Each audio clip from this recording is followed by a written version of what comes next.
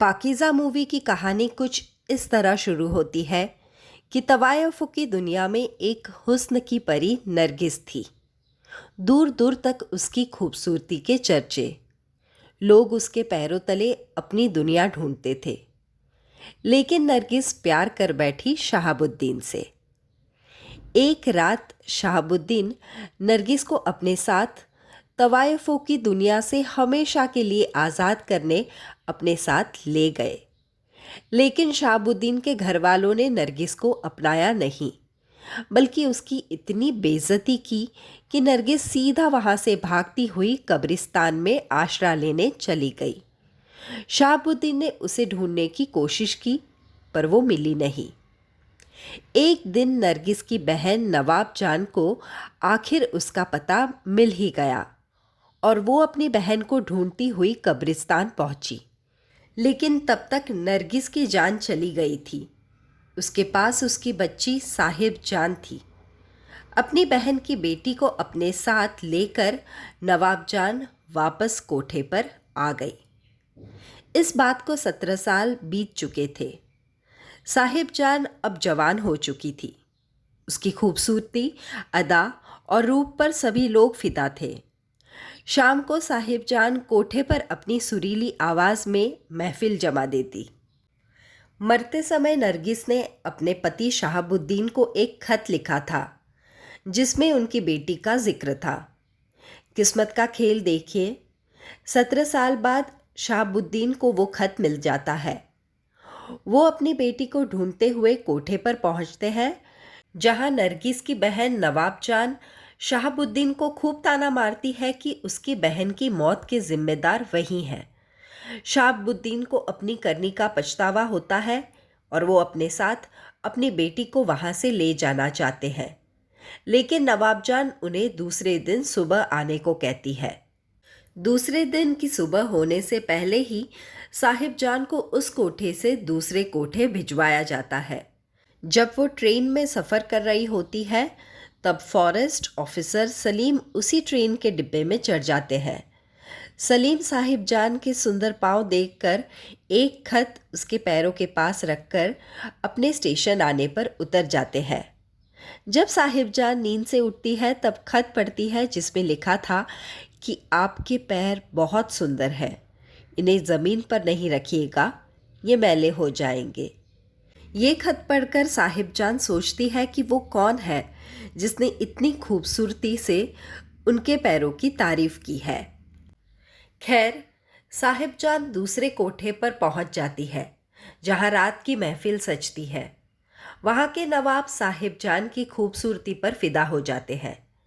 लेकिन साहिब जान उस खत लिखने वाले अनजान इंसान से प्यार कर बैठती है।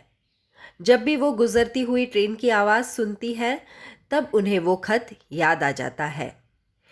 एक दिन नवाब साहिब जान को लेकर बड़ी सी नाव में कुछ समय बिताने जाते हैं। उस समय कुछ जंगली हाथी उन पर हमला कर देते हैं। नाव के 2 टुकड़े हो जाते हैं। नवाब तो बचते नहीं, लेकिन साहिब जान आधी टूटी नाव में किनारे पहुंच जाती है। किनारे पर एक टेंट लगा हुआ होता है। उस टेंट में साहिब जान को एक डायरी मिलती है, जिससे उसे पता चलता है कि वो वही इंसान का टेंट है जिसने ट्रेन में उनके पैरों के पास खत रखा था। तभी फॉरेस्ट ऑफिसर सलीम वहां पहुंचते हैं और वो साहिब जान के खूबसूरत पैरों को पहचान जाते हैं। जब वो साहिब जान को उनके बारे में बताने कहते हैं, तब वो अपनी याददाश्त खोने का नाटक करती है। सलीम साहिब जान को शाम तक वापस आने का वादा कर जंगल में लौट जाते हैं। साहिब जान की मौसी नवाब जान उसे ढूंढते हुए जंगल में टेंट के पास पहुंचती है और वो साहिब जान को अपने साथ वापस कोठे पर ले जाती हैं। शाम को जब सलीम वापस अपनी टेंट में आते हैं, तब उन्हें वहां कोई भी नहीं मिलता। साहिब जान वापस कोठे पर तो आ गई थी, लेकिन उसकी जान पूरी तरह से सलीम में बसी हुई थी। अब उसे मुजरा करना भी पसंद नहीं आता था।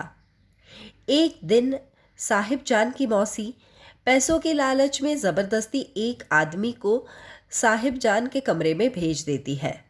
साहिबजान उस आदमी से पीछा छुड़ाकर भाग खड़ी होती है। भागते हुए एक ट्रेन के सामने वो आ जाती है, लेकिन उनकी जान बच जाती है। और इसी ट्रेन में सलीम भी होते हैं। सलीम साहिबजान को अपने साथ अपने घर ले जाते हैं और वहाँ पर वो सबको बताते हैं कि ये एक गुमनाम लड़की है और इससे मैं शादी करने वाला हूँ। इत्तेफाक देखिए कि शहाबुद्दीन सलीम के चाचा होते हैं। सलीम के दादाजी इस शादी का विरोध करते हैं।